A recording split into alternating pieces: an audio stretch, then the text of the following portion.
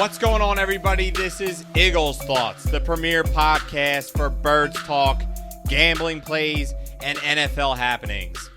I'm Matt Cameron, he's Rich Merritt, and you guys are riding shotgun as we talk about a whole slew of topics today, including key players on the Eagles roster, who's the Eagles' number 2 quarterback heading into week 1, and free agent moves that the Eagles are rumored to be addressing in the upcoming weeks. But first, there's been a picture floating around on Twitter of Jalen Hurts in Kelly Green, the old school Kelly Green uniform. I'm not going to lie, it looks pretty fire. I'm not a Kelly Green guy. Rich, are you a Kelly Green or Midnight Green kind of guy? Kelly Green all the way. I mean, if they pulled those jerseys out that picture was floated around, I mean, that's the number 1 jersey in the NFL in my opinion. Oh, come on, man. You don't like the Midnight Green? I mean, it's okay, but I think the Kelly Green looks a lot better. Oh, dude. Kelly Green for me represents losing football. Come on, man. Midnight Green is sharp. It's modern. It goes well with the black, with the black cut. Oh, come on, man. We won in Midnight Green. We won in Midnight Green. We've lost too. Oh, we got the ultimate prize in Midnight Green. You gotta go Midnight Green, and Midnight Green's the way to go. The same color, so I don't know. I'm good for a change on the uniforms. That picture was pretty good. I mean, I'll say this: the Kelly Green it does look good. The logo, the old school logo, looks good. I'll give you a game or two in the Kelly Green, but dude, Kelly Green over Midnight Green. You gotta go Midnight Green, dude. No, I don't. I totally disagree. I think imagine a 1 p.m. game, Eagles Cowboys, and the Eagles come out in that. I mean, everybody's fired up. I disagree, Rich, but. Speaking of Jalen Hurts, the Eagles have a major issue that is going to definitely need to be addressed this offseason. Rich, who is the Eagles' number 2 quarterback week 1? I mean, you put out a second-round pick in Jalen Hurts, and you bring back Nate Sudfeld. I would say it probably would have to be Jalen Hurts, but in a perfect world, I think the backup quarterback's not on the roster. Absolutely, I agree. If Carson Wentz goes down in the beginning of the season, then is Jalen Hurts ready to play towards week 1 through 4? Does he have enough experience under his belt? Absolutely not. So I'm thinking that it has to be a veteran quarterback that's not on the roster. Can you trust Nate Sudfeld? I mean, is Nate Sudfeld going to be the number 2 after Carson Wentz? It has to be a guy like Josh McCown or, even Blake Bortles, if he's still available. He would be a better option. I don't know. Yeah. But in reality, he's got NFL experience. If it's a 1 or 2 game thing, I would feel way more comfortable playing Blake Bortles over Jalen Hurts, wouldn't you? I mean, don't get me wrong. Blake Bortles is definitely not God's gift to the quarterback position at all. Yeah, I mean, he's proven that he's not a very good quarterback at all. But I guess my point is, I would feel way more comfortable with a veteran presence taking snaps behind center than an unproven rookie in the beginning weeks of the season if for some reason Carson Wentz couldn't play. So maybe Blake Bortles is probably not the best example, but my whole point is, as much as Blake Bortles is, as much as he is not that good, he is the better option. A veteran presence taking snaps behind center is a better option than an unproven rookie taking snaps behind center in the early weeks of the season if for some reason Carson Wentz couldn't play. Yeah, I can't agree with the Blake Bortles thing. I don't know that any team should be going down that path. But as far as backup quarterback, I guess you would. I don't know, man. It's tough.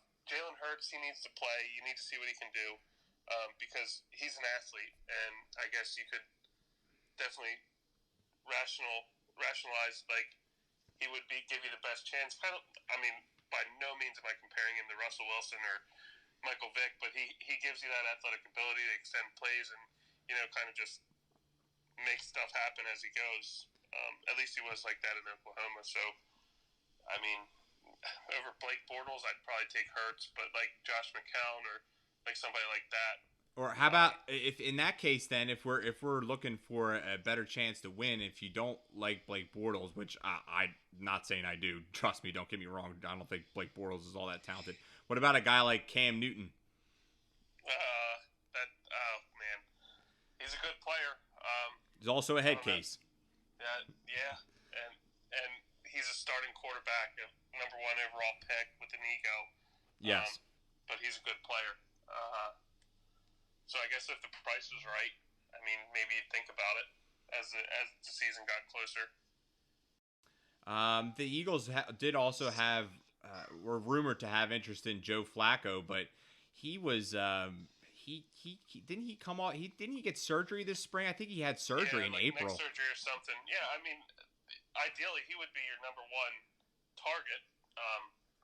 But then again, is he going to be healthy in time? Yeah, then that's the problem.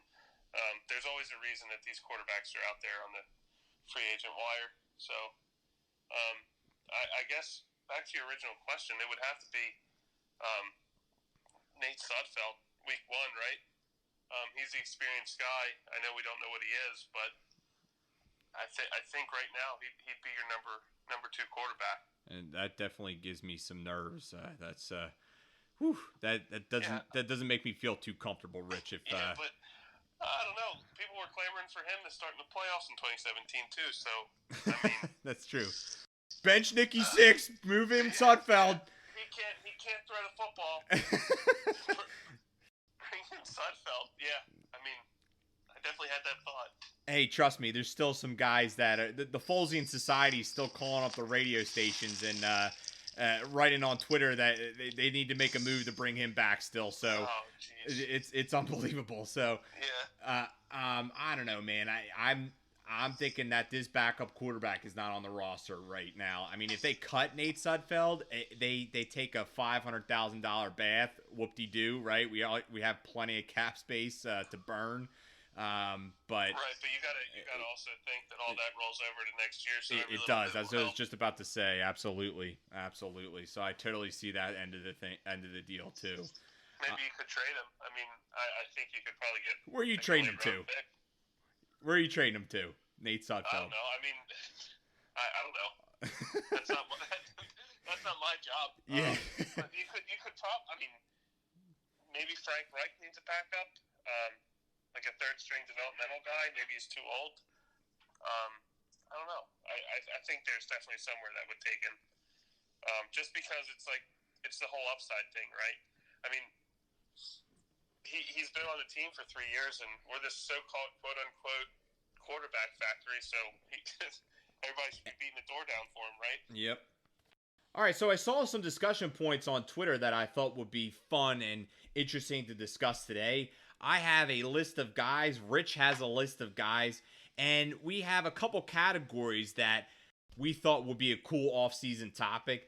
So the categories that we have today are most underrated player, best Eagle, key new addition, and prove it year for an Eagle. So if we begin with the most underrated player, Rich, who is your most underrated player on this football team? I've done a lot of thinking about this one over the week, and I think that I would probably have to say Isaac Seumalo. That's a great thought. Thanks, pal. I just think, he's almost the forgotten guy on the offensive line. I mean, he's surrounded with all-pro talent. Brandon Brooks, Lane Johnson, Jason Kelsey, Jason Peters, and, I mean, he's just as good.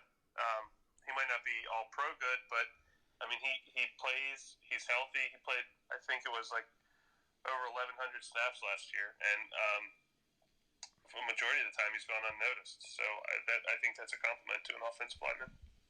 All right, Rich. Well, I don't want to sound too cliche or anything right here, but my most underrated player on this Eagles roster is Carson Wentz. There it is. But it's reality, man. Listen to these receivers that Carson has played with during his Eagles career. Ready? So we have Alshon Jeffrey. He hasn't had a 1,000-yard season since 2014.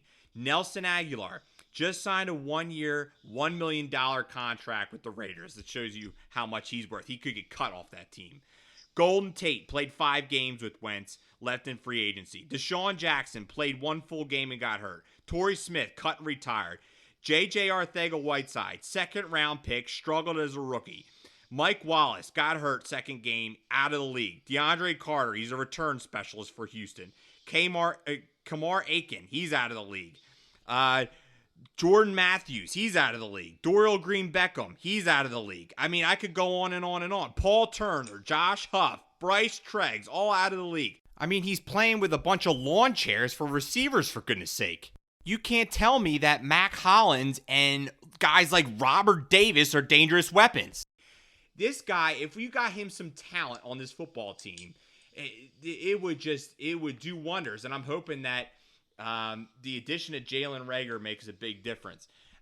There's only one quarterback that went into the playoffs last year and didn't have a 1,000-yard running back or a 1,000-yard receiver, and that's Carson Wentz. And only 2 quarterbacks went into the playoffs last year who didn't have two of the following: a 1,000-yard running back or a 1,000-yard receiver or a top 10 defense.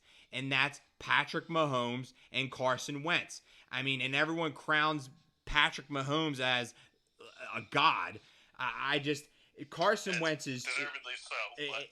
Absolutely, but Carson Wentz is just a totally underrated guy, and I'm not going to read all these stats off to you and just keep talking about how great he is with stats. I mean, just use your eyes. Look at the eye test. He played 16 games last year. He holds the franchise record for TDs despite missing 3 games in 2017. He has maneuverability. He extends plays in when the pocket is collapsing, when out of the pocket. He's just the guy on this team, and he's totally underrated. I guess my question would be, who do you think underrates him? Everybody around the league. So? Yeah, they have him ranked outside the top 10, and it's just frustrating and infuriating. Like the national media, then you mean, right? Absolutely. I would agree. And guys in Philly as well. They still calling, like I said earlier, for Foles. It's just very frustrating. And anybody that's still calling for Foles is a hater. And I love Nick Foles, don't get me wrong. But there's still guys that are calling for his number, and it just doesn't make any sense to me. Yeah, I guess I agree with you. I mean, I think nationally he underrated, maybe underappreciated, definitely. But I guess the majority of Eagles fans get the point that he is the guy, and it doesn't matter. Smart Eagles fans. I mean, yeah, I would say. But like, even just look at it on draft night, right? Like, you scroll through Twitter, and it was just, I mean, everybody was just on the edge. I mean, nobody understood the pick of Jalen Hurts, and there was nothing against Jalen Hurts.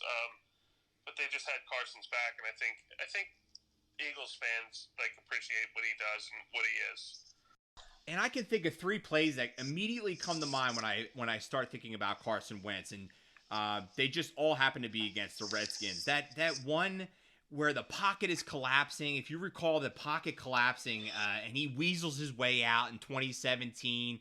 Monday Night Football. Yeah, and the throw in the back of the end zone last year to Miles Sanders in the third quarter, he just rockets this throw in the back at the end zone, and he's through his chest. Yeah, it's like that's just using your eyes. It's just he's just a phenomenal quarterback. But I think I don't think that's in question either. I just think the consistency part of it, because you can poke holes in his game a little bit, like the fumbles. I get people talk about the fumbles and things like that. I guess that happens.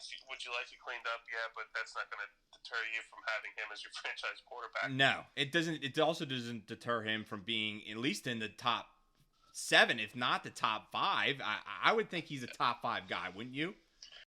Yeah, I would say at least top 7. Like, just rattling off the top of your head, you got Wilson, Brady, Lamar. Mahomes, obviously, Lamar Jackson, Aaron Rodgers, and then you have like the tier of Deshaun Watson. I think he's better than Deshaun Watson. I would say they're I think if you break it down by tier, right, there's only two at the top, and that's got to be Russell Wilson and Patrick Mahomes, and then that second tier I think captures all of like Dak and Carson. I guess Brady now, Rodgers. I think they're all in that same tier of quarterback. Yeah, I just don't think he gets the respect that he deserves, or nearly the respect he deserves around the league, or from national media, or local guys as well. Yeah, that makes sense. I understand that. So I guess I hope you didn't cherry pick Carson for the best player too. No, I did not. You quit busting my stones. You sound like one of the haters out there, man. No, I was just giving you a hard time. Take the same player for both categories. Yeah, for real. Tough play. Nah, but in all seriousness, the best player on this roster's got to be Fletcher Cox. He's one of the highest paid defensive tackles in the league, and rightfully so. He had 10.5 sacks in 2018, and some people are going to be like, oh, well, he only had 3.5 in 2019. Well, there's a reason for that.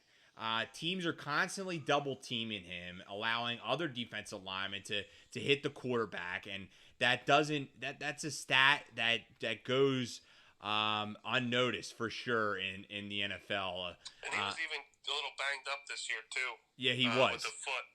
He was, and he's got to be the number one player on this team. He's the number one player on defense, and he's the number one player on this team, Rich, for sure, for me. Yeah, that's a great point. And I love Fletch. I mean, I just think he's one of the best defensive tackles in the league as well. But who's your guy, Rich? Well, I put two, and I think they're both on the offensive side of the ball. If you were to pick one, Rich. I'd say probably Lane Johnson. He's the number 4 overall pick in 2013, I believe, in Chip's first draft, and he's just solidified the offensive line. He came in, started right away, and has turned into a perennial All-Pro right tackle. And I know it's emphasized every year when he goes down, but the splits between him being on the field and him being inactive it's unreal, and he is a key piece of this offense and this team. But like you said, that should be highlighted though. When he goes down, it makes a huge difference. Yeah, and it's obvious that the offense isn't as good without Lane Johnson on the field. So to jump into our next category of the key new additions, I'm just going to piggyback off of your best player, Fletcher Cox, and I'm going to say Javon Hargrave. I think that he is going to be a very good defensive tackle on our team, and it's going to open up the defensive line and also help out the secondary by being able to get to the quarterback. Yeah, absolutely. Jim Schwartz is definitely known for not blitzing, and this allows him to do what he wants and send for and still get after the quarterback and still be able to hit the quarterback. Yeah, and I mean, just think about it. I mean, you have Javon Hargrave and then Fletcher Cox coming up the middle, and then Brandon Graham and Derek Barnett on the outsides. And then, I mean, you really can't even forget about Malik Jackson. I mean, I just think that Javon Hargrave opens up everything that Jim Schwartz is going to want to do on defense, and I think it makes the defensive line a heck of a lot better. So speaking of what Jim Schwartz wants to do, he wants his cornerbacks to be able to press and cover. So that's why my key new addition has to be Darius Slay. They gave him $50 million for a reason. He's definitely one of the top paid cornerbacks in the league, and that's for a damn good reason. And check this out, Rich. I was looking this up earlier. I mean, we go against the Cowboys twice a year, right? And Amari Cooper has definitely had some games where he's torched us. And look, check this out. First game against the Eagles last year, Amari Cooper had 5 receptions for 106 yards. That's 21.2 yards per catch. Now, the second game, he didn't do as well, but Dak targeted him 12 times in that game. Isn't that insane? 12 times he targeted him. So, Amari Cooper, though, when he goes against Darius Slay, For his career, Amari Cooper against Darius Slay, 12 targets, 4 catches, 42 yards, 0 touchdowns. So that will definitely be a breath of fresh air for the defense for sure. Yeah, I don't think you're going to get anybody to argue with you and say that the secondary wasn't one of the biggest, if not the biggest, issue from last year. I mean, even going back to the Super Bowl year, right? Like, they've just never been able to find the cornerback, and we've been having that problem since. I mean, who do you think? I mean, when's the last time they had a good corner? Lito Shepherd and Sheldon Brown? Like, that was the last time that the Eagles secondary was. And that was a decade ago. Yep. Yeah, so I mean, I just look at it like Darius Slay, if he comes in, he's the cornerback that he's been for like his career, the shutdown guy, shut down half the field. I mean, that opens up the rest of the defense. You only have to plug in. I mean, you got Crayvon LeBlanc and Avonte Maddox. You got Rodney McLeod back, Will Parks, Jalen Mills. You can piece together a pretty good secondary with that. But it's always just seemed to be the cornerback number one shutting down the number one receiver on the other team, and I think the Eagles took a big step in the right direction for that this offseason. All right, Rich. So our next category was prove it year player, and for me, I'm going to stick in the secondary in the cornerback position, and my prove it year player has got to be Sidney Jones.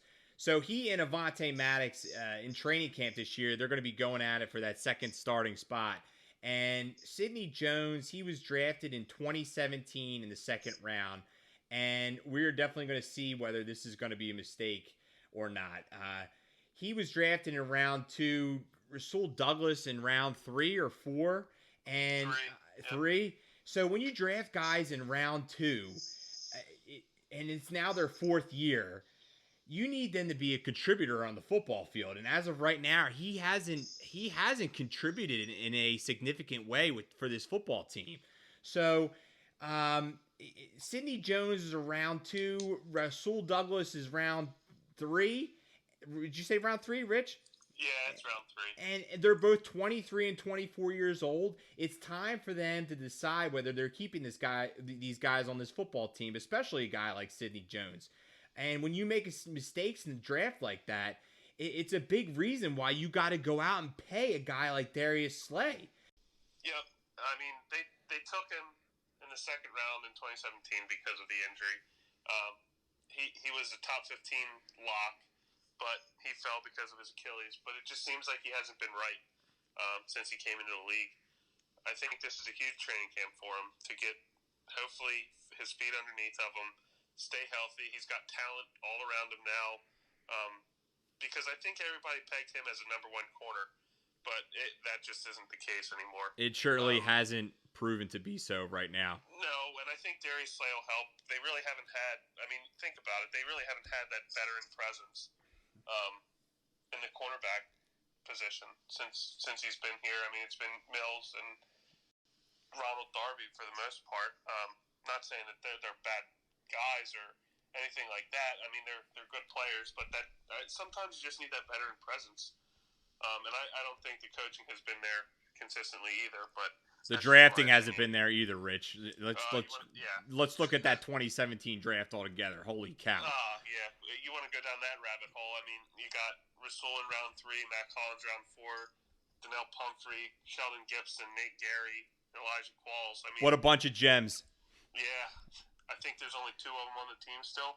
3. Unbelievable. Well, I guess 4 if you include Derek Barnett, but yeah, that's bad. And that segues right into my prove it player of Derek Barnett. He was a number 15 overall in 2017. Thank you, Minnesota Vikings. Yep, exactly. But he just hasn't clicked yet, I don't think. I mean, he's a good player. Definitely a key part in that Super Bowl run, but I guess the expectations were higher than the results on the field so far. But I think with all the contract stuff coming up for him in his 5th-year option, I think he's got a big year ahead of him. And, I mean, he's certainly talented, but he's just got to go out and prove it. Yeah, and he broke Reggie White's sack record at Tennessee, so I'm really keeping my fingers crossed. Some of that can still transition over to the NFL, but we surely will see. And I mean, he had the 6.5 sacks last year, so he's coming around. and again, he's still only 23 years old, so he'll be 24 playing through this season. He's got time. Yep. So speaking of defensive ends, Rich, there's rumors that the Eagles have chatted with Jadeveon Clowney's agent about him coming to Philly. Now, then again, Howie speaks to everybody, and it's smart to inquire about every player. But how do you feel about Jadeveon Clowney coming to the Birds, Rich? I mean, that's Howie's job, right? He dips his toe in the water, sees how much it is, and then too expensive for us. Yeah, we tried. It seems that way for every player now. I know that's not fair because he did have that brilliant offseason in 2017, but it's just been getting a little frustrating with all the big name players out there and the lack of movement, I guess. I don't buy it. I don't think they're going to sign him. I think at the end of the day, it's going to come down to the cap. And the cap's fine this year, but next year and the year after is where you get into those big-time decisions, and every little bit helps. And I just think Clowney's going to be too much. Yeah, I'd have to agree, Rich. I think the numbers are going to be too high. Now, it has been rumored that he's come down from his original number, but I think that's just going to be too expensive. I think that if the Eagles do sign him, I think it's great. And you know what? Sorry, Carson. I hate to say it, but he makes our team better. So, I mean, think about it. Brandon Graham, he's awesome. I think he's an underrated player. I think he's a great player. Derek Barnett, he's in a prove-it year, but let's say it doesn't work out and he keeps coming up short. You need a guy like Jadeveon Clowney who's going to be able to hit the quarterback. The rest of you guys on your team, you got Josh Sweat, Jannard Avery, Sharif Miller. Those are the other edge rushers on your team. So Jadeveon Clowney would be a good addition. I just don't know if we're going to be able to afford him. Yeah, I think that number would have to be like $10 million, and I don't see that happening. And then like at that point, at that number, it creates a bidding war, and I just can't see it. But from a football standpoint, it would be a great move. He has health issues also, but the talent has always been there, never really in question. But and Carson addressed this in the media last week or the week before, and he said all the right things. I don't think there would be any issue with Carson and Clowney.